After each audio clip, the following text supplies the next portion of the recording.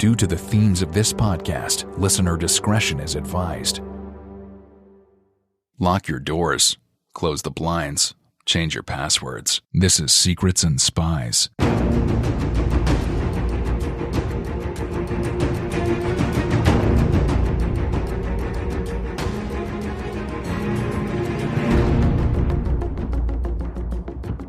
Secrets and Spies is a podcast that dives into the world of espionage, terrorism, geopolitics, and intrigue. This podcast is produced and hosted by Chris Carr. On today's podcast, I'm joined by Marc Polymeropoulos, who's a former senior intelligence officer from the CIA, and we'll be discussing his fantastic book, Clarity in a Crisis. If you're enjoying this podcast, you can support it in a few ways. First of all, please do leave a review on your podcast app. All reviews help us gain more listeners as it raises the awareness of the podcast. I don't know if you know, but all podcast apps are algorithm based, and the more interaction the show gets, the more listeners it attracts. You can also become a friend of the podcast through Patreon. For £3 a month, you can become a Patreon subscriber and directly support the show. You'll get a free copy of my film, The Dry Cleaner. Also, you can join us on Twitter. You can directly interact with me by going to @SecretsAndSpies. And lastly, you can watch my short spy film, The Dry Cleaner, which was my first attempt at original spy fiction. It's now available on Amazon Prime and Apple TV. It comes in, I think, around about $2.99. So, without further ado, let's get going. The opinions expressed by guests on Secrets and Spies do not necessarily represent those of the producers and sponsors of this podcast.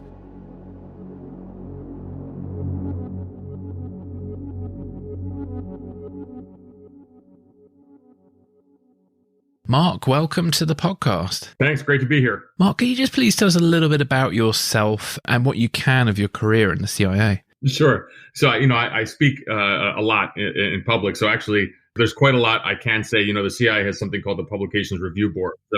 So amazingly enough, a lot about my career, a lot of these war stories, everything has been vetted and cleared by the agency. People always ask about that. So yeah. I'm not going to spill any secrets today, but there's a lot we can talk about. But, as far as me, I worked 26 years. At the CIA, I retired in what's called the Senior Intelligence Service, so that's the equivalent of general officer rank in the military. Most of my time I was spent in the Middle East, in places I can't say, but ultimately a lot of time in conflict zones, Iraq and Afghanistan. I can talk about that. And then the last 2 years of my career, which I thought would be easy, but turned out to be fascinating, I was the chief of clandestine operations for what we call the Europe and Eurasia Mission Center. So that's Turkey, Ukraine, Russia, all these really easy topics. Yes. People, I thought I was going to have kind of an easy run of things, but, turned out to be quite interesting in the last 2 years under a very unique president. I'll leave it at that. Yeah, no, fair enough. There was also, you were involved with the, obviously what people talk about or describe as Havana Syndrome. I don't know if there's anything you wanted to mention a little bit about that. Yeah. Right. That's when I wrote my book, Clarity in Crisis, and when I talk about leadership, I don't mention that because I try to separate the principles on leadership that I really believed in to what happened to me at the end of my career. But it's certainly been out a lot, and I've become an advocate for some of the victims in terms of obtaining health care. But essentially in December of 2017, I made a trip to Moscow as a senior official at CIA, and I was hit by something. Which started this kind of terrible journey of trying to obtain healthcare. And ultimately, I believe, as you see this happening continuously, in the press today, or you see reports of it, that I was hit by something when I was there, and it's caused me, terrible headaches and vertigo and a lot of health issues that I try to work through. But that was, unfortunately, kind of the beginning of the end of my career. I retired at 50 after 26 years at a retirement age, but I certainly had more in the tank, and I would have stuck around for many more years if this hadn't happened.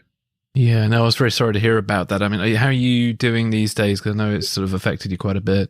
No, I have a headache right now. I have a headache. It's been 4 years of headaches now. I've been treated at Walter Reed's Traumatic Brain Injury Center, and Walter Reed is the U.S. military's premier hospital, and they have a center for traumatic brain injury. They've had so much experience with blast victims, but I, as well as many others who have been afflicted by the Havana Syndrome, are getting treated there.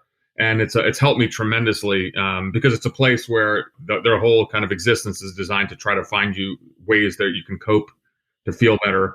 And so while I still have the headaches, I'm kind of in a much better place than I was, when I first went there, which was back in January of this year. Yeah, yeah. Well, thank you very much for that, Mark. So I was going to ask you sort of what led you to write your book, Clarity in a Crisis, which I found really fascinating because I don't know if you know, I'm a freelance director, and so I work with lots of random teams in high-stress situations to deliver a project in a very short space of time. And I'm always looking at books and things to try and be a better leader, and there's a lot of interesting things in your book. So I wanted to ask you really what kind of led to this book being created.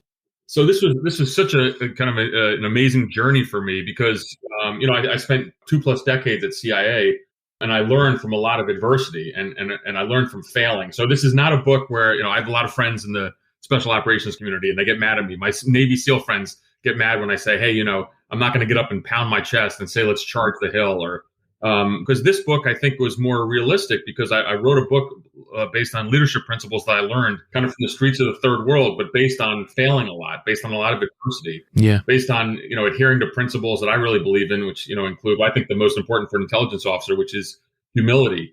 And so what I found was as CIA case officers and operations officers, a lot of time we spend alone, making decisions. So you get used to operating in this gray area. And so at the end of my career, my contention is leaders are not born, they're actually made. By the end of my career, I was really good at decision making in that period where you have a lack of situational awareness in that gray.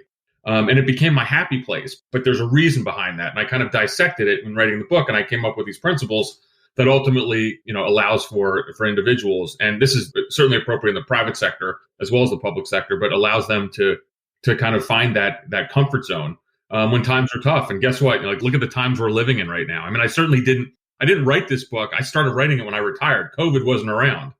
A pandemic that hadn't affected the world was around. So it's pretty extraordinary that the world has faced this incredible crisis. But again, it's the idea of being comfortable in that gray zone, and you find you raise your hand and you say, "Send me. I'm good here." And when others want to flee, you're comfortable there. And it took a long time for me to get there, but I did, and I wanted to write a book about it. Yeah, no, fantastic. So in your book, you describe life as an operations officer, and you kind of describe it as it's not a job, it's a calling and a lifestyle. I was wondering if you could talk to us a little bit about that. Sure. So, so again, a CIA operations officer, whatever I'm going to say today is certainly, I know this, with your audience knows this is not a secret, but, we don't work during the day.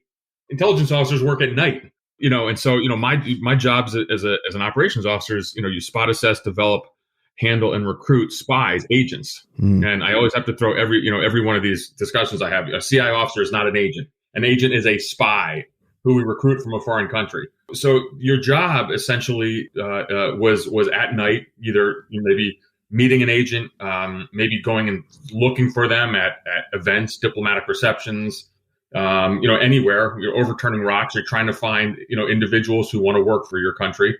Maybe you're conducting counter surveillance on another operational meeting, but ultimately it's a job that doesn't end at 5 p.m. And so I say that in one sense, we work a lot, but the other is that the amount of responsibility we have is extraordinary. And I tell a story in the book just about what that feeling of responsibility is like, because an agent is someone who's agreed to betray their country for the United States or for in whatever country the intelligence service is working for, but ultimately, I as a young officer, had someone's life in my hands, and that's extraordinary. That's not normal. Yeah. That's my daily existence is. And I tell a story in the book about an agent I was training. In fact, I was training him in Europe to go back into the Middle East. So we were in the benign country. We're on the streets of Europe. I'm training him on surveillance detection techniques and other things which are important for him to stay alive as we go back into a country in the Middle East, which was a critical kind of counterintelligence threat. So we had to be really good at our tradecraft. But he takes me aside and he says, "Mark, I know that, you're going to think of me maybe once or twice a month when we actually meet." And he said, "I know you have other duties in your job, but this is the agent talking." He goes, "But for me, I'm going to think about you every day, because if you make one mistake, not only am I going to die, but my whole family, my tribe is going to die. So I need you to be perfect. I need you to take this so seriously, because your life, my life is in your hands." And I was blown away by this concept. And that's the essence of our job. The relationship we as an operations officer, as a case officer, have with our agents the sanction on failure is pretty huge. And so to me, when I say, it's not a 9 to 5 job, we work at night, you work late, sometimes you travel a lot, and then you have this staggering responsibility that a human being is putting in you. And if that's not a definition of an unusual line of work, I don't know what is. Yeah, no, definitely. Just as you were describing it, I was just thinking of the first ever factual spy book that I read was Next Stop Execution by Oleg Gordievsky. And he goes into great detail, obviously, about what it was like being under suspicion. And if any of the MI6 officers who helped get him out of the country had made a mistake, he would have been gone. He would have been shot in the back of the head. Yeah, you got it. And so you take that seriously. I mean, so it takes a lot to get into the CIA. There's a lot of vetting involved, a lot of background checks, and it's a very careful selection process. But ultimately, it's because you have what it takes to keep another human being alive, and you take that really seriously. And so, to me, that relationship we had with another human being was extraordinary. I would call it a psychology 501 class, not a 101 class. That's your graduate school class, because, someone is actually looking at you saying, you're going to keep me alive. And by the way, when an agent, decides to spy, let's say for the United States, you don't go to CIA headquarters. You don't meet a lot of people. This is based on a relationship you had with a case officer who may have recruited you or picks up on handling, but that's your only lifeline. And so just that human to human contact, I always found that extraordinary. It's what I cherish the most. And unfortunately, when I got promoted high up in the organization, I stopped handling agents. And then my life is all budget and resources and personnel. Not so fun. Yeah. No, fun enough, as a filmmaker who's interested in espionage, I think that's the bit that interests me the most, is that relationship between the case officer and the agent, and that kind of that bond of trust in a world of mistrust. I've always found that really fascinating. Well, and we could talk for probably a whole session on literature, Hollywood, media, all the things about espionage. But one of, there's a really interesting movie that it's based on the John le Carré book, The Little Drummer Girl. But John le Carré was always very good at talking, describing that relationship. But if you watch the movie, even Little Drummer Girl, it talks about an Israeli intelligence operation, but a really extraordinary relationship between a case officer and an agent. And so that's the kind of stuff that I found just so compelling and interesting, because here's the other thing too. We're talking about this agent, talking to me about the responsibility I had. I'm a human being too. So I go home at night and I worry, hey, am I going to be good enough to keep this person alive? Is my tradecraft, all the things I was trained to do, am I going to be good enough? And that's pretty weighty for a young officer. And you get better at it over the years, but you never have that feeling that, or it never escapes you that someone's life is in your hands. Yeah, no, I bet. Well, let's talk a bit about your book, and I want to ask about what sort of great leadership looks like to you. So what does great leadership look like to me? So it's in the book. So, there's a couple things I did in the book, and this is not the leadership principles, but I kind of define great leadership as the art of willing those around you to conduct activities that are righteous. So they have to be legal, legal, ethical, and moral, really important, because, amazing, this is the intelligence business. So there's all this murky gray, but there really isn't. It's got to be righteous. It has to be legal. It's got to be. So that's number one. Number two, I talk about it's got to be difficult. So we're not having this conversation. I'm not writing this book about, leadership when times are easy, for example. So it's got to be, it's not an everyday chore, and it's got to be out of your comfort zone. So that's what great leadership would be. Third, it would be selfless, really important. Don't ask others to do what you would not. And then the last is, I think it's communicable, meaning it's got to be easy to explain. It's got to be infectious. And then I think about in my career, and I talk about one individual in my book, a guy by the name of Charlie Seidel, who's passed away now, was one of the CIA's most legendary Arabics, beautiful Arabic speaker, actually grew up in the Middle East. His dad was in the intelligence business. And Charlie was incredible. He was as comfortable in the palaces and the halls of power in, Amman or Cairo or Riyadh as he would be on the street talking to a street sweeper or a taxi driver. But the beauty of Charlie was his relationship with his officers, with us, because he cared about us so much. And, I tell a story in the book when Charlie was our first chief of station in Baghdad after the U.S. invasion. And him and I were there. We actually went in with the U.S. military with Naval Special Warfare. And after about 6 months there, I came back and I had really bad PTS, post-traumatic stress. I was seeing dead bodies. I was having nightmares and sleeping. And my wife contacted him when we were back in the States, and he arranged, this is because he knew I was having a tough time. He arranged for the whole original team from Baghdad to meet at his cottage in Cape Cod, Massachusetts. And so family members, everything, for 2 weeks, we all gathered, we got together. This is after an incredible 6 months of, really high, high intensity work. But he did this because he thought it would help me, and it really did. And so when I talk about great leaders, they not only believe in their people, they care for their people. And I think that's a far cry from when I first joined the CIA, which back in 1993 was much more kind of a rigidly, militaristic organization. But I think Charlie really, even though he was from a different generation, but he understood that you got to take care of your people. And and that's what I always tried to do in my role as a leader. Yeah, no, it's great. One interesting thing that's just popped into my head. During your career, I suppose the business of espionage has changed a bit, because obviously you ended up in a war zone, which is not something that's kind of typical for a CIA officer, is it? Well, of course, and it changed 9/11. So September 11th changed everything for a lot of people. I spent almost 3 years in conflict zones after 9/11, away from my family. So that's not something I expected. It's something that as patriots, we all certainly eagerly signed up to do. But I wasn't in the military. I was recruited by the CIA right out of Cornell University, out of graduate school. And I remember finding myself in early 2002. Sitting in Kandahar, Afghanistan, sitting on top of a mud hut, and it was a Navy SEAL, and it was a joint agency U.S. military team, and he comes up to me with an AT-4 weapon. It's an anti-tank weapon. He says, "Hey, if anyone comes at us, point and shoot." And I was like, "Hold on a second, wait a second, what the hell is this thing?" And so and we kind of worked through it, but it goes to show. And then so much more of my career was involved working with the special operations community. And I got good at it, but I wasn't trying to play commando. My job was I had agent networks that, for example, would find, high value targets, whether it's in Iraq or Afghanistan or other places. So, it was a little bit out of my comfort zone, but I got there. But certainly everything changed after 9/11. We spent a lot more time in conflict zones. I spent a lot of time in traditional, locations as well, working out of U.S. facilities, embassies in the Middle East. But certainly, I never expected I'd spend almost 3 years, kind of rolling around the dirt in the sandbox. But honestly, it was incredibly rewarding, because I felt like we did a lot of good.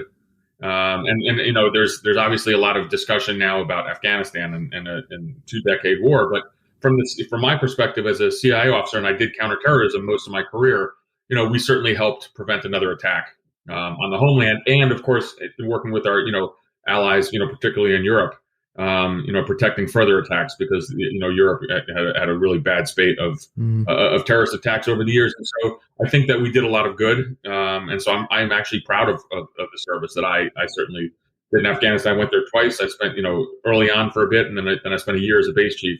2011 and 2012 in Eastern Afghanistan. Well, thank you very much for that, Mark. Your book is sort of broken down into 9 core concepts, and so I want to go through those concepts with you. So the first concept is what is the glue guy, and why is that an important concept? Well, I love this concept, because so again, I have 9 principles, and all of them build on each other. So this one is basic, but everything's going to be really relatable. So this is the idea that as a leader, you have to identify and cultivate the indispensable members of your team. And they're not going to be your all-stars. They're not going to be your rock stars. So I can make a million references to baseball. We can talk about English Premier League football. I mean, I can go on and on. It's not, it's not Mo Salah from Liverpool. But ultimately, this is really important, because you learn as a leader that the success you have is not going to be from those, if it's a Navy SEAL platoon, not the one kicking the door in. If it's in the CIA, it's not me as a case officer, the tip of the spear. Who are those people who are indispensable? And so, I give this talk to a lot of, lots of different groups. So for example, I did it literally to a group of administrators at a local county teachers union. And I said, who are your glue guys and glue gals? And they said, well, it's not the teachers on the front line, it's the IT personnel. And so you kind of, you can go, but it's really important for 2 reasons. One is the success of the team. You have to reward those individuals. It is absolutely critical, because they are just as important. But number 2, in your planning, you have to include them. And I'll never forget, in my role at running CIA stations and bases, at the beginning of my career, I would gather the operations officers together. We're going to go try to recruit a Russian military officer. Got it. But guess what I did at the end of my career? In those planning sessions, I'd get our support personnel, our finance personnel. You can't run operations without money. I got to know how much money we have to do. So, but these are indispensable members of your team. And so to me, it's really critical. And then, I love telling kind of these war stories from my time at the CIA. And I'll never forget when I was in Afghanistan, our job and my job, but really the role of the base was to hunt for Al-Qaeda and Taliban senior leadership. High value targets. We had a very successful operation. We're having kind of this big celebration. And I realized, well, wait a second, we're missing some folks. So we go get the cooks, literally, and this is a remote base. It's kind of a secret that I'll tell you and your audience is that CIOs has great chefs, great cooks. We have great food. This is just, the U.S. military knows this because they're always trying to sneak onto our bases. But ultimately, I bring in these cooks. They're not even Americans. But as we're celebrating the success, hey, guess what? These, if we're not fed right, and when you're in a remote base, it's not only getting fed right, but if you're not getting, if the food is not clean, if you're not healthy, we're there for a year. It's really important. And so as I brought these individuals into our secure facility, some of the other members of my team were like, hey, what are you doing? These people aren't clear. And I said, doesn't matter. We're not talking anything, sensitive. We're going to celebrate the success of an operation. But you know what?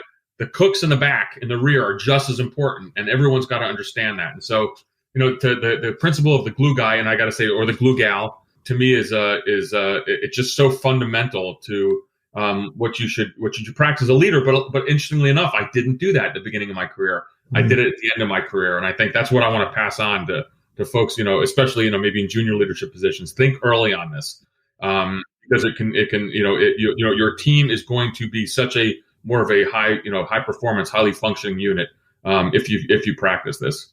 Quick food question. Any popular dishes in CIA stations? So in CIA stations, well, anytime you get a good steak, that's pretty good. One of the key things about CIA headquarters when I was there is on Thursday they had turkey for lunch. Turkey, mashed potatoes, stuffing, and gravy. They did that for my entire career. So it was Turkey Thursdays. So everyone would get really excited. But then towards the end of my career, they started bringing more fast food in. They brought a Five Guys burger chain, and then so people kind of gravitated towards that. But it was the turkey dinners. Turkey lunches at CIA. Here's a crazy anecdote. This, the CIA obviously employs a lot of people. In the cafeteria one day, I'm walking through the cafeteria and I see someone, and he's dressed in a suit that I recognize as someone I went to university with. And Cornell University has an excellent hotel school, and so he graduated from that. He was the food and beverage manager at CIA headquarters. I had never known. And he didn't know where I was working. He looked at me, he's like, what are you doing here? And I said, what are you doing here? So what a small world. Yeah, but the fact that a Cornell hotel graduate was helping run CIA's cafeteria is a good sign. Excellent. Oh, that's good. That's good. Well, thank you for that. No, food is very important with teams, on film shoots and stuff. Food is incredibly important because people are working hard, and it's just a little something, isn't it? I'll tell you, I'm sure your listeners will love these war stories. So we were prepping to go into Iraq, and I was with Naval Special Warfare, and we were in a Middle Eastern country, and I was getting sick of eating MREs. So I called the embassy, and I had them deliver this huge Arabic spread to us at this remote base camp. And boy, that was smart of me, because I was then a hero to all the Navy SEALs who I was with. They were like, if these CIA guys can get us good food, they're all right. And so, yeah. Yeah. Oh, that's cool. Have you read? There's a CIA cookbook. Are you familiar with it? Yes. It's called Spies. What's it? Spies, Lies, Mango Pie, something like that. It's something like that. Yeah. Yeah. No, I need to. Yeah. No, it's such a good book, and I did at some point. I've got this ambition to do a special on it. I need to figure out who to reach out to. But there's some great stories in that book. There's some really good stories in that book. Well, the fact is that one of the great things is that we serve all over the world. And so, and this is what I tell young officers all the time is that, so people say, I say, when you join the CIA, you have to have a thirst for knowledge. You have to want to learn other languages, but that means language, culture, religion, people, food, just because you embrace all of that. And I would joke with new candidates. I said, if you want to hang out with Americans, go join the FBI. But you know what? You're hanging out with other people and cultures, and and by the way, a great CIA case officer is never going to sit at a base or an embassy, or anything like that. We want you on the street. You have to immerse yourself in other cultures. So it totally makes sense to me that people will leave, at the end of their careers, will have some great recipes from all their time, serving all over the planet. Excellent. Well, thank you for that. So the next concept is adversity is a performance-enhancing drug to success. Right. So can you talk to us a little bit about that? So, I think the easiest way to think about this is that you've got to taste rock bottom first in order to succeed. And that's just my contention. And that's going to be your super fuel in how you grow. You have to fail, and so that's what, great, really high performing units will have failed at some point. Now you learn from that. It's not failure, but you learn from failing, and that's how you grow. And then only when you find that failure will you find eventual success when times are tough. And I mean, I can give so many different examples, but think Michael Jordan was cut from his high school basketball team as a sophomore. He did okay as a basketball player after that. I mean, we could talk, a million different sports analogies. But ultimately, I think you see that with high performing outfits, you will have gone through some types of adversity, because that's how you learn. That's how you grow. And to me, that's it's absolutely critical. I look back on my career, kind of two things. I talk about this in the book. Two things come to mind. One is, I was running an agent in northern Iraq. I was living up with the Kurds in late 2002 in the mountains of northern Iraq before the invasion. Mm-hmm. And we had recruited someone who was giving us what we call order of battle information, which is the disposition of Iraqi military forces. This is the old regime of Iraqi President Saddam Hussein.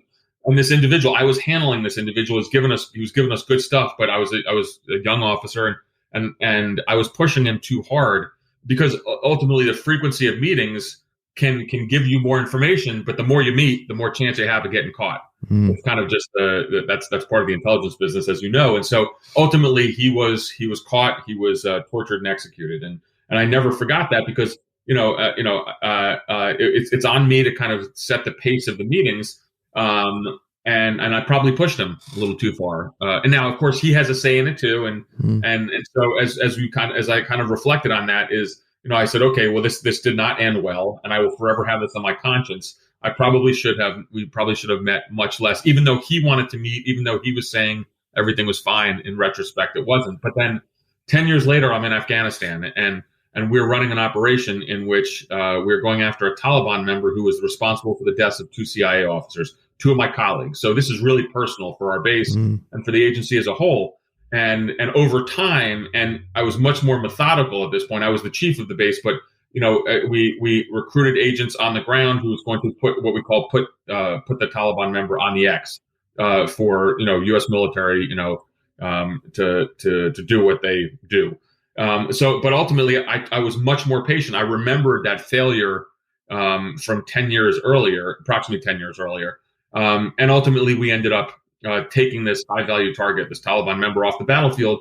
And it was, and later that night, sitting around, the fire pit, which we always called caveman TV in Afghanistan, because we were 6,000 miles from home along the Pak-Afghan border. But we called via satellite phone, totally, unauthorized. And, the agency knows now because they cleared my book, but I talk about it in the book. But we called the widow of one of the officers who was killed, and we told her that we avenged her husband's death. And so that was such a meaningful moment for us. But ultimately, my contention is, we wouldn't have had success in that operation if years earlier I hadn't had that that episode where I really thought I failed. And so when I say adversity is the performance enhancing drug to success, it's a perfect example. But I think that again, when and putting this in perspective of, okay, down the line, when you're in a crisis situation where you have lack of situational awareness, if your team has been through bad stuff already, you have so much. It's pretty simple. You have more confidence in them. They're not going to fold. They're not going to cave when times are tough. They'll have gone through. They'll have grown. And so I think it's a pretty universal principle that a lot of people will understand. Yeah, and you get to see amongst your team how people cope in different ways, which then helps you figure out how to communicate better with those people, I suppose. Well, and better to, you want to, they're battle tested, and this is not battle as in real war. It's in any field. But you're right. So, and if your team and individuals have gone through certain times of hardship, that's how you grow as a human being. That's your super fuel. And so I would rather have someone who's failed before and then pick themselves up by their bootstraps, learn from it, than someone who's never experienced failure. I'll tell you a perfect example is as a CIA senior manager, when I was very senior in my career, when we were holding job interviews for positions, the one question I would always ask, whether I was running the interview panel or a member of it, and these are choosing really high performing individuals, other senior officers, I would say, tell me a time where you failed. Mm-hmm. Amazingly enough, there were some people who said, I can't think of that, and that would be it for me. They're crossed off the list. That's not reality, but that also shows a lack of kind of self-awareness, the lack of an ability to grow. Mm. And so, and again, that's the idea about adversity, embracing that and using it as your super fuel. Yeah, no, thank you for that. So can you talk to us about the process monkey? Sure. And especially in the business of espionage, this is quite important. so quite simply, I think the easiest way to say is there are no shortcuts. Mm. You have to trust the process. And so in every line of work, there are going to be indispensable things that you have to do. Mm. So, and God, we can think about in so many different, if you're a police officer in the United States, if you arrest someone, you have to read them their rights. You have to do that. If you're a nurse in an emergency room, someone comes in, you have to take their blood pressure. I mean, they're just absolute fundamentals. And so in the espionage business, for us, it was a surveillance detection route. Let me just flip to the military. If you're a Navy SEAL, you got to know how to shoot someone. Sorry, you got to be able to shoot right. Shoot somebody. You got to be able to know how to shoot and be highly qualified. So in the espionage business, for us, we called it a surveillance detection route. So that's when I'm running an agent, the ability for me to go to meet that individual, and I will take a lot of turns. Maybe I'll be in disguise. Maybe I'll switch vehicles, but it's a long, circuitous process in which I know nobody's following me, because fundamentally, remember back when we talked about in the beginning, my job is to keep that person alive. Mm. So for us, it was a surveillance detection route, but the process monkey is just the idea that identify in your work unit kind of key fundamentals that you have to do. Because, and here's my contention again, when times are tough, if you know your people, even when there's a lack of situational awareness, even there where you think there's you're in this kind of gray area, but if you know your people have the fundamentals down and what you have to do, you're going to feel good about things. Mm. And so, so for me, and I talk about in the book, surveillance detection route I ran and it was in a North African country, where I had to go meet an agent who had some perishable information that the U.S. government really wanted. Everybody was excited about this. So off I go on my surveillance detection route, and I'm in the Middle East. What happens? Murphy's Law hits, and then you have a lot of traffic. And I'm missing my timing hacks, my timing stops where I have to take certain turns, maybe put on a disguise or things like that. But ultimately, because this is a fundamental process I have to do, ultimately I realize I can't execute the surveillance detection route to keep my agent safe. So what do? I abort the meeting. I don't go to the meeting, and I come back into the CIA station, and my boss says to me, all right, Mark, start writing. Washington wants this stuff right away. And I'm like, couldn't make the meeting. Too much traffic. I missed all my stops. And the reaction of my boss was perfect. He said, got it. Because that was a fundamental process. You can't violate that. Mm. And so my contention, for readers of the book, for your listeners is, identify those key processes. And it's actually pretty easy to do in any work unit. Mm. And a couple things on that. Identify them, but make sure you communicate those. Everybody knows these are the sacred things you have to do.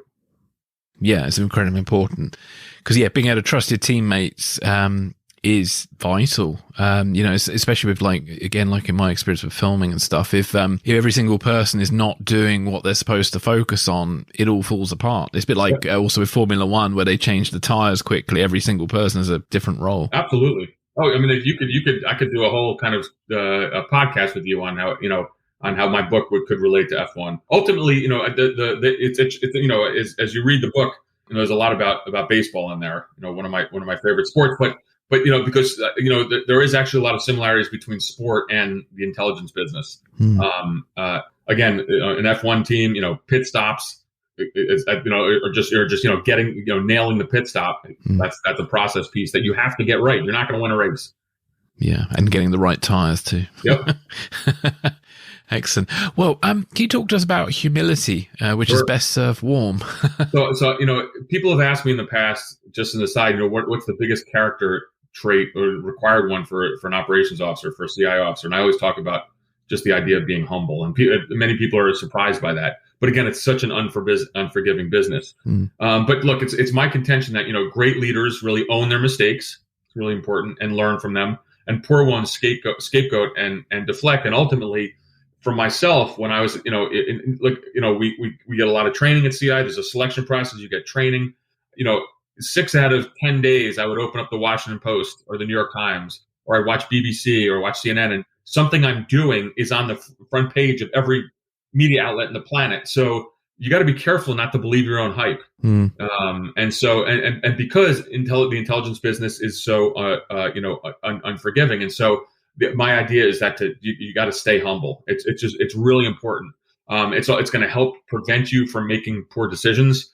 And again, in the intelligence business, there's disaster around every corner, even after you might have had enormous success. And I tell a story in the book about, I was running a counterterrorism unit in which we were really responsible for saving lives of not only Americans, but from our friends and allies as well, against the threat of Al-Qaeda.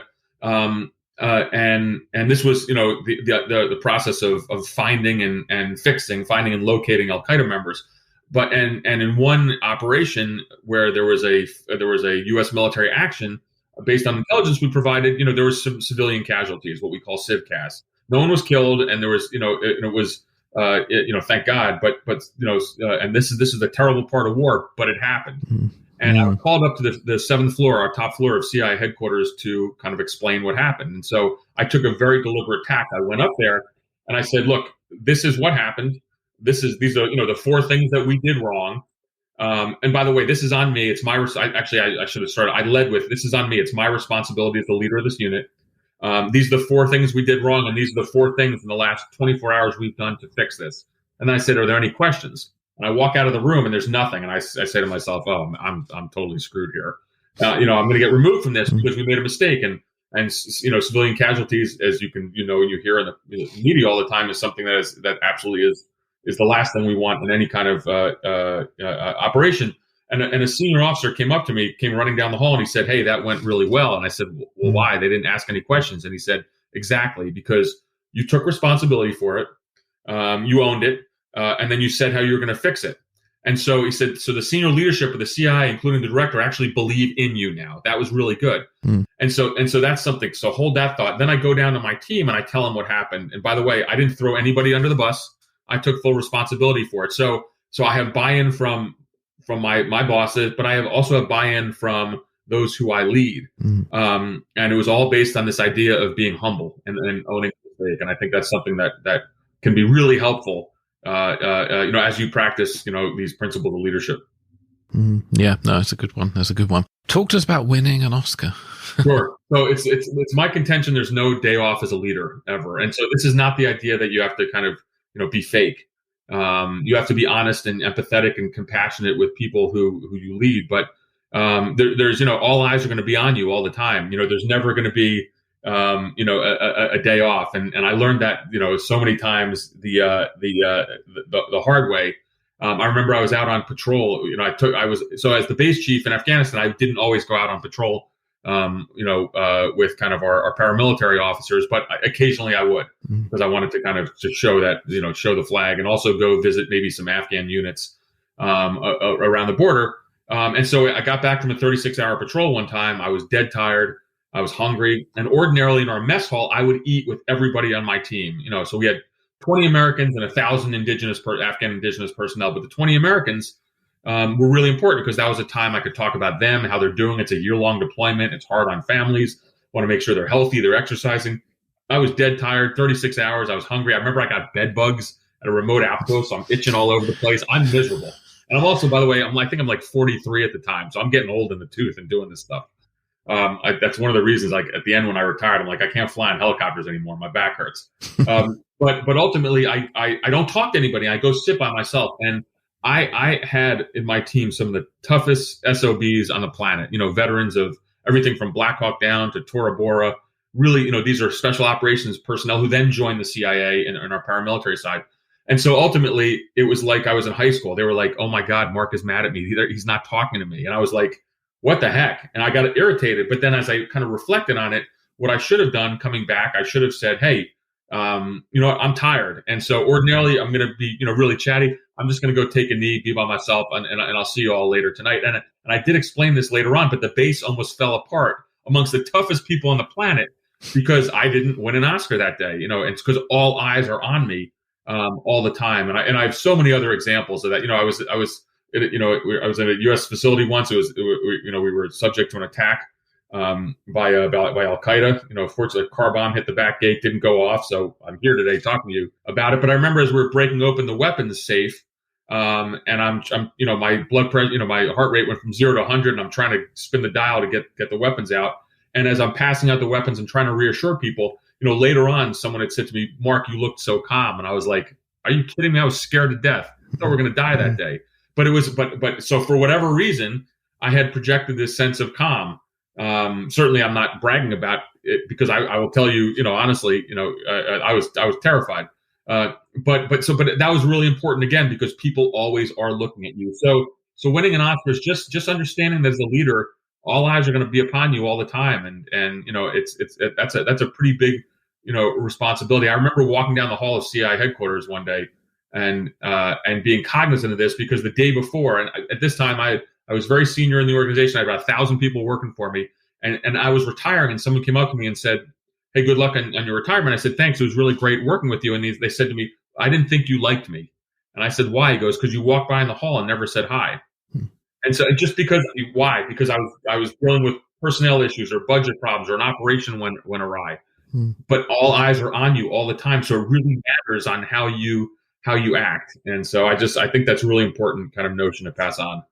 Yeah, definitely. I usually, where it's appropriate, when I'm starting a filming project, I like to give a little speech just before we kind of do the first shot and thank everybody in advance, because one of the things I've noticed, especially on films, is people don't get thanked enough. Right. And so it's always good to thank people in advance, and then hopefully it gets everybody like, oh, okay. And one of my other problems, I'm really bad. It's part of I've got a dyslexia, so I'm really bad remembering names, especially under stress. And so I just like to say to people, it's not personal. That's right. It's a very intense day for me, and names, especially when it gets more intense, will go out the window, and it's nothing personal. Well, I mean, and think about by you doing this in advance, how important that is. Because maybe when you unfortunately have a bad moment, because we're all human, and you don't acknowledge someone as you should, they might think back saying, "Okay, I heard that this is going to be intense. This might be the case." Now, I mean, everybody's human, and so you have to understand that.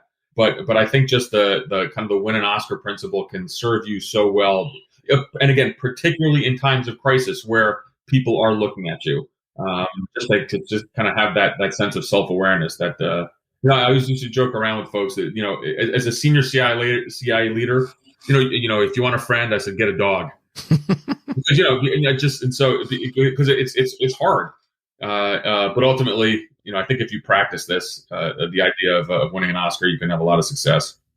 Yeah, no, it's brilliant. Can you talk to us about family values? You mentioned the fire pit before and stuff like that, and I can relate to that because when I'm sort of trying to relax after a busy day and stuff, I sometimes watch these YouTube log fires. It's become a new habit of mine.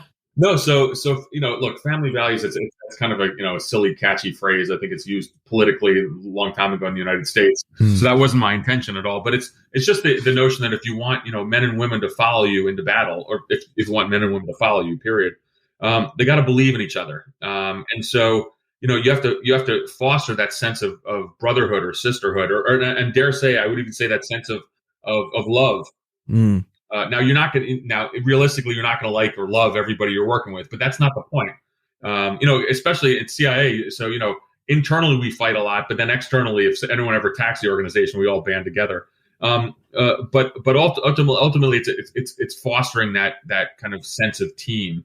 And that for me as a leader was the most fun I had, just for years and years. And I tell lots of stories about what different leaders in the book. I tell stories about what different leaders did for me. And I'll tell you, again, this one was actually had a kind of a profound effect.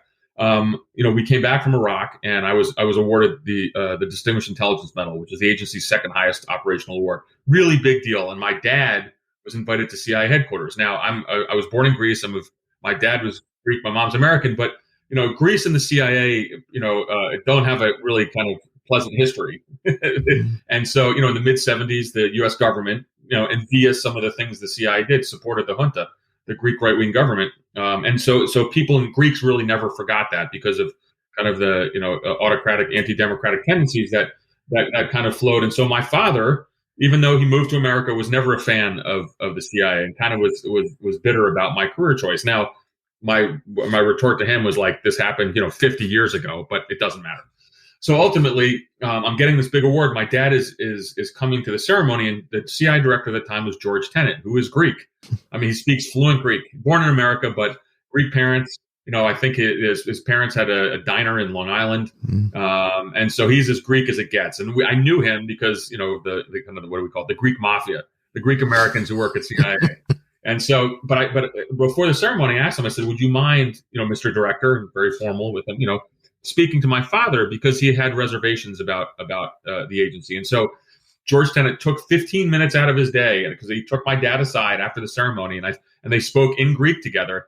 And afterwards, my dad had tears in his eyes. And I said, "What did you talk about?" And he said, I won't tell you. And then later on, I saw the director and I said, if you don't mind me asking, what did you say? And he said, "I told your dad you were a hero." And so ultimately, it's the idea that this is a leader who took the time to do something really personal for me. And the funny part of the story now is, when I talked to my dad, I'm like, "So Dad, what do you think of the CIA?" He goes, "Well, I still don't like the organization, but George Tenet's okay. You got a very good director." So, but it was so easy. So, this is 15 minutes out of someone's day who had a really profound effect on me and my family. And so that's the idea of family values of having that sense of brotherhood and sisterhood. And you can foster that in teams. If you make an active effort, it's quite easy to do. And frankly, it's sitting around the fire pit in Afghanistan. It's going to your local pub.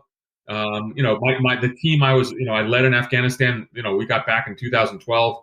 It's 2021 now. We still gather at a local establishment here in Northern Virginia once a year all together. These are really important things and times because you have these intense experiences with each other. But again, promoting this kind of team, think about the whole premise of the book. When times are tough, if you have a team that believes in each other, you're going to have a lot more faith in them. And so it's a pretty easy concept to understand, grasp, and execute. Yeah, and technically we spend more time with people we work with than we do our own family. So of course, yeah. Life's for living, and you want it to be a pleasant environment, don't you?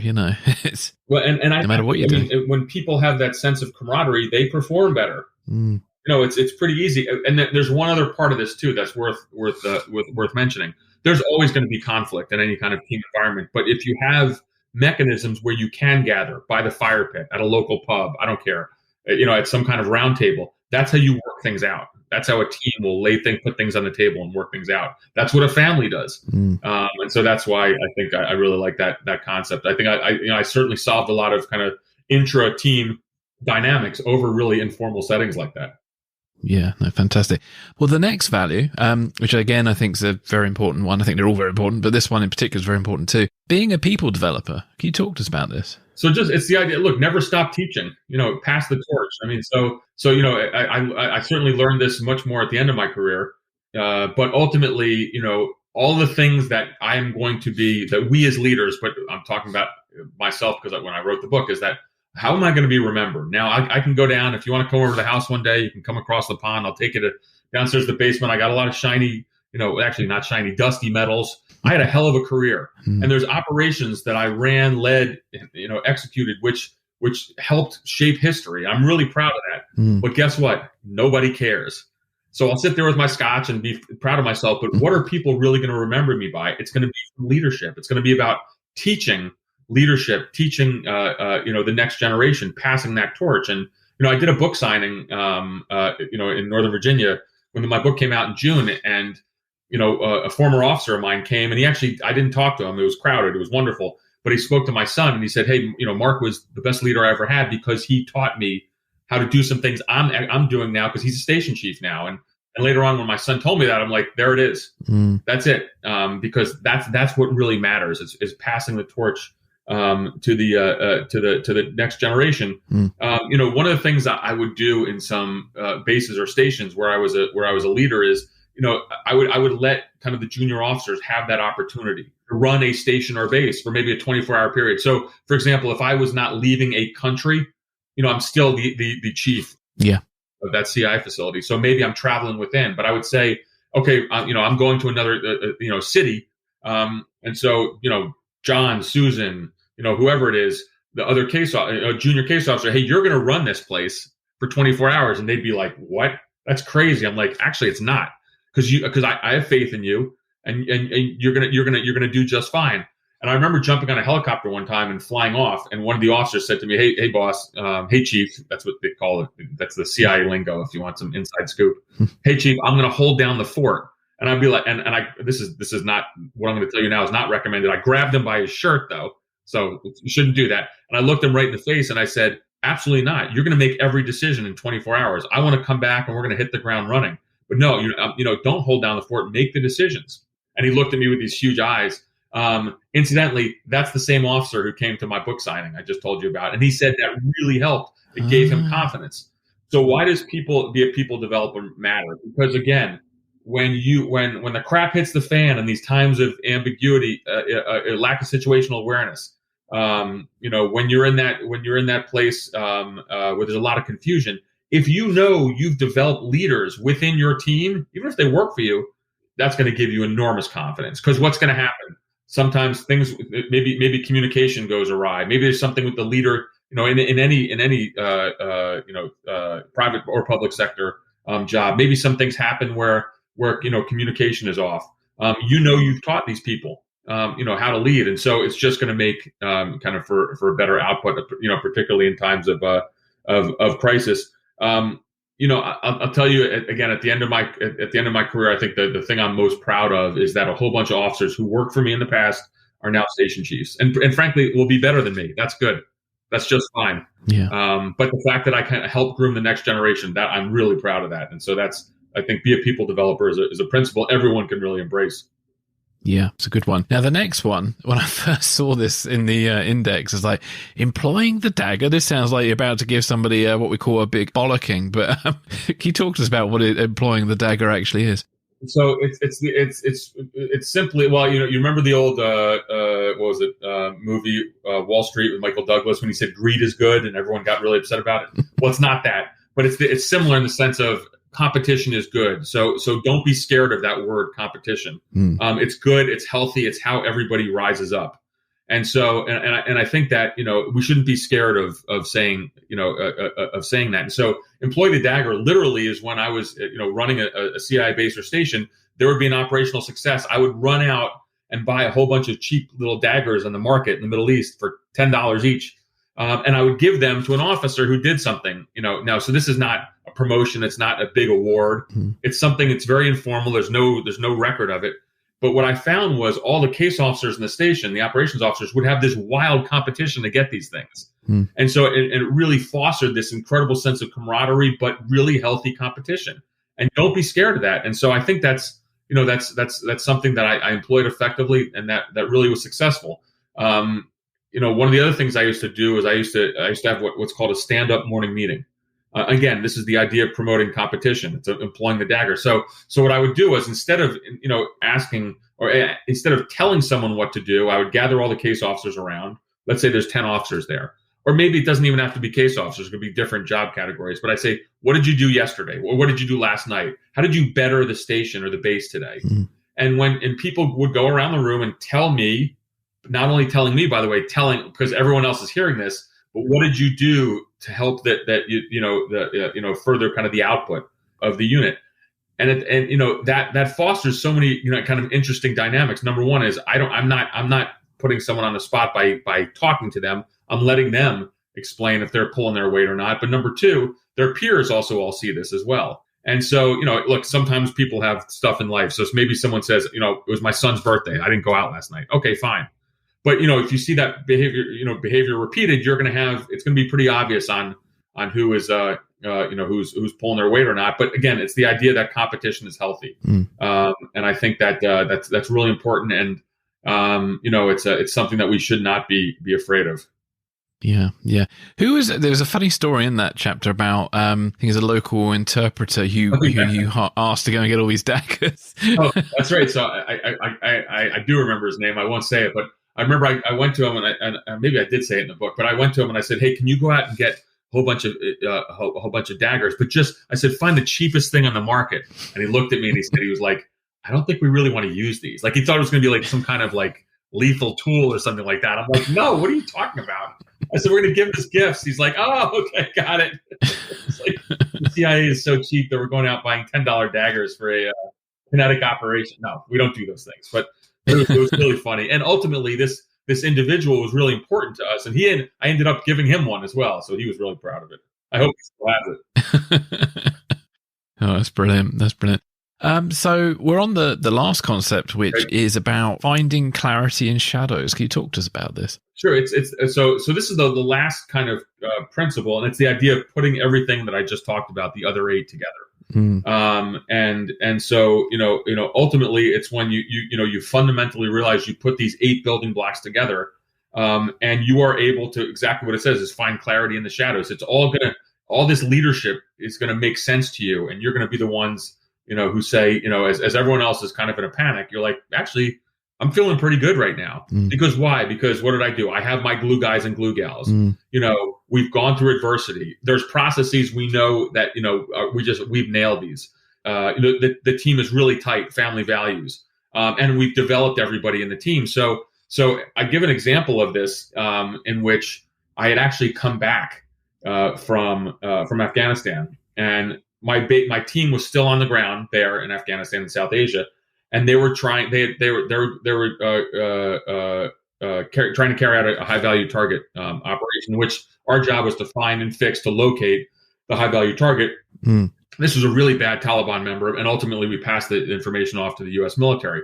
And so I'm sitting at headquarters. I get called down to the Special Operations Center, and they say everything's a disaster out there. We don't know what's going on. The communications are different. The ISR are kind of surveillance platforms. We can't see anything. It's a mess. I don't know if we can do this. And afterwards, and I kind of got briefed in on what was happening, and I kind of thought about it a little bit. And they said, "What do you think we should do?" And I said, "Dad, this is easy. Go ahead, let them execute it." And they're like, "Are you crazy? Like all these things have gone wrong." But as I thought about it, I was like, "Well, actually, no," because I trusted the people on the ground.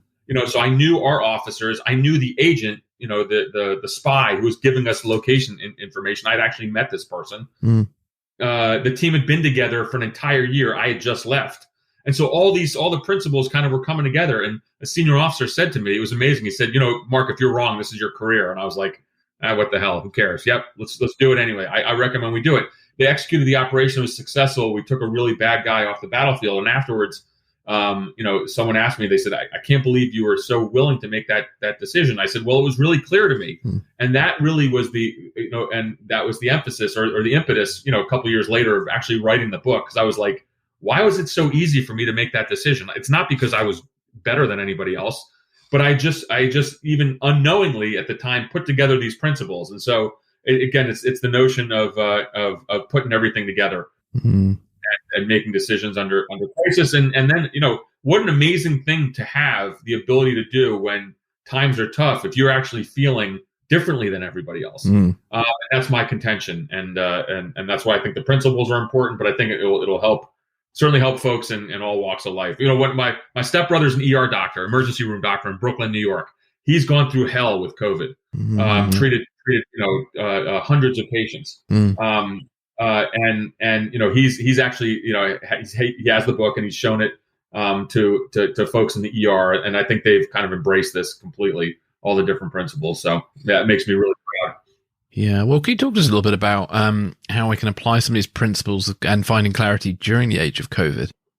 Well, sure. I mean, so this is something that it's hard. It's not hard, but everything with COVID is political. So when I wrote in the epilogue of the book, the book was finished, and HarperCollins came back to me and said, "You got to do a chapter on COVID." And I was like, "Oh, okay, this is going to be not. It's actually easy, but it's difficult because everything is political with this." But let's just if you think about a principle such as win an Oscar, well, what leaders do we have in the United States or anywhere in the world who can get up in front of the camera and reassure people. So I would say just right off the bat, it's Dr. Fauci, Anthony Fauci. But then the right wing will go bananas that I've mentioned this. But, and the left will be cheering. But the principle would be still, this is a health professional who is getting up there and explaining things to us. So I think that's really important. You could think of things like, the process monkey. What's the process of it? Well, it would be testing. I think, maybe but again, we're going to get into politics. So for God's sakes. But I think fundamentally a way to battle COVID, particularly if you're in the private sector, is you could say two things. You could say maybe you ensure that your people are all vaccinated, or ensure that there is constant availability of testing, because that will help you kind of get through. And so I think that the principles are certainly applicable. And then adversity is the P to success. We've lost 700,000 Americans, so there's been a hell of a lot of adversity on this, and so ultimately, I think you can make very strong cases with it, but everything with COVID becomes political, and so I'll get attacked by all sides. If I'll tell you a funny story on winning an Oscar during the it's actually not funny, but during the pandemic, former New York Governor Governor Andrew Cuomo was being lauded in the U.S. media for giving these press conferences, right? So I write about it in the draft in the book, not mentioning what, but then of course there's this huge scandal with Cuomo when he's forced to resign. So HarperCollins is like, they didn't tell me, but they wrote to me. They said you might want to take him out as an example, and I was like, that's a good thing. So. Oh, brilliant. Well, look, my last question. So reflecting on your book, it crossed my mind. And it made me wonder about double agents. And I've read a lot about people who've betrayed, their various agencies. And one key thing that stands out often, but not always, is the person felt underappreciated in their work. So do you think there are any national security implications for bad leadership? Well, of course there are, because, so my job as a case officer was to assess other people's motivations to spy for the United States government. Now, during the Cold War, that was, communism versus capitalism. So maybe a Soviet official would want to spy for us because for ideological reasons. Yes. But in kind of this new age now, so there are different motivations, and sometimes it's because people, I'm talking about an Iranian nuclear scientist, maybe a Pakistani, military officer. But ultimately, it's a lot of times the motivations would be that they were not treated well by their parent organization. And those feelings are pretty profound, and they can lead people to actually want to betray their countries. And so so then you put it on top of what we're talking about now. There's a price to pay for bad leadership. And so I think you're 100% right. And I'll tell you that one of the things that we see in exit interviews that when I was there at CIA, of officers. So I'm of a generation. You join the agency, it's like the Roach Motel. You're never leaving. So my whole career was there, and so many of my contemporaries served 20 plus years there. It was again. But younger generations are not like that. And when we do exit interviews with officers who've left at about the 5-year mark, the number one reason for leaving is poor leadership. And so, and again, that makes me angry, but it also inspires me to talk and do these kind of things. Because look, the age of when I joined the CIA, or not a ding on any kind of country's militaries, but the age of that kind of rigid kind of military hierarchy that younger generation it doesn't cut it for them now. And so I think leadership's really important. And if we want to retain a workforce, you have to have great leadership. And then I would agree with you, if we want to protect ourselves from people who get upset enough to betray our country, leadership is something, because we can control this. And so I think that's really important. Silly question, but this has been an ongoing theme in my podcast over the years of you talk about retaining people. Yep. Why is retaining people in the CIA important? Well, a couple of reasons. One is you get better with experience, and so so when you go through training, you go on your first operational tour, second operational tour, like you eventually get really good later in your career because you've had all these different experiences. One of the things that I always found was that the mid to later parts of my career, when I was overseas somewhere and something happened, and I reacted properly, it's not because I was smarter than anyone. It's because, well, I've experienced this before. Yeah. And I saw it done one way or the other. Maybe it was the right way or the wrong way, and then I knew how to react. There was very rarely anything that happened to me at all at the end of my career that I hadn't seen before, and that's really important in how you make good decisions. So there's the experience factor. Seasoned operations officers are better at recruiting, at agent handling, at handling crises. Number one, and then but number two, it's expensive.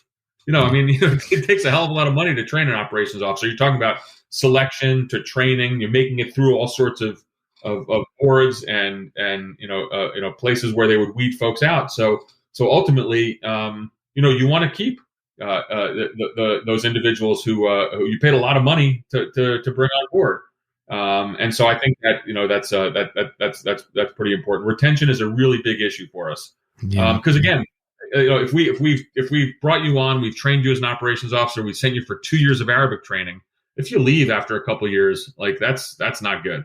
Yeah, because one of the things that comes up often with some interviews I've done is the institutional memory and sort of being able to pass on knowledge from past experiences and pass it on to new people. And there seems to be, in the UK at least, from what I've heard, is with regards to dealing with Russia, because we focus so much on Al-Qaeda for so long that we kind of got a bit rusty with dealing with Russia, and some of the people who are experts on it have passed on, and suddenly like people are scratching their heads going, how do we deal with Russia? So you're 100% right. And I remember times and I wasn't a Russia expert. I certainly was much more knowledgeable on the Middle East, but in this case, it was dealing with Syria, and the Syria conflict went on forever. But there were certainly times where, later in my career, something would pop up on Syria, and you would say, yes, but I remember 10 years ago, this happened or that happened. And so, there is no substitute for having that, that matter of expertise over the years. And so even in the sense of, okay, so if you work China or you work Russia or you work Syria, that means you have a historic knowledge of the intelligence services of those countries, and so that's really important as well as we go through our kind of our battle in trying to penetrate those governments. Having that institutional knowledge is enormous. A lot of times, unfortunately, in intelligence organizations, there's a lot that's not written down, and just having what's in the back of your head can be really important. And then again, that's passing on to the next generation as well. And so, I'd like to see, one of the things that's been a bit controversial in the U.S. intelligence community. So we went from a time of being regional, of a specialist, to then becoming more of a generalist.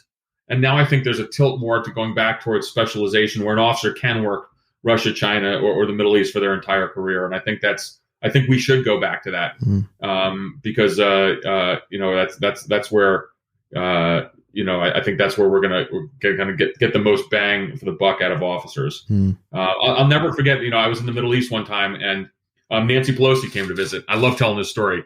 And she was Speaker of the House at the time, and she got there, and we had a brand new ambassador, and she went to them. She said, "Okay, how am I going to get smart on what's going on here?" And the ambassador said, "Well, go talk to Mark. He's the deputy station chief.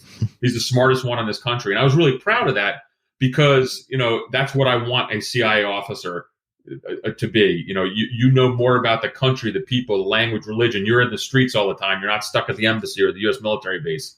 And you just do that over time for years and years in different locations, and then you end up having this incredible regional expertise that's invaluable. And so losing folks like that, or not being able to build that kind of cadre, I think is going to hurt us. Yeah, definitely. Well, Mark, thank you so much for your time. Is there anything else you'd like to add? Any final thoughts before we wrap up? No, it was great being here. My book, Clarity in Crisis, is available on Amazon. Yeah. You can follow me on Twitter. I'm at @mpolymer, Polymer. It's a kind of crazy compilation of all sorts of things, from sports to a little bit of politics, a little bit of espionage, a lot on dive bars and chicken wings and cheap bar food. It's fun. And then I do have a website. It's marcpolymeropoulos.com. And that's also where, I talk a lot about the leadership principles, and I do a lot of public speaking as well. So it's been awesome. It was a great chat today. I enjoyed this, and thanks for having me on. Well, thank you. Thank you so much today. Thank you. Thanks for listening. This is Secrets and Spies.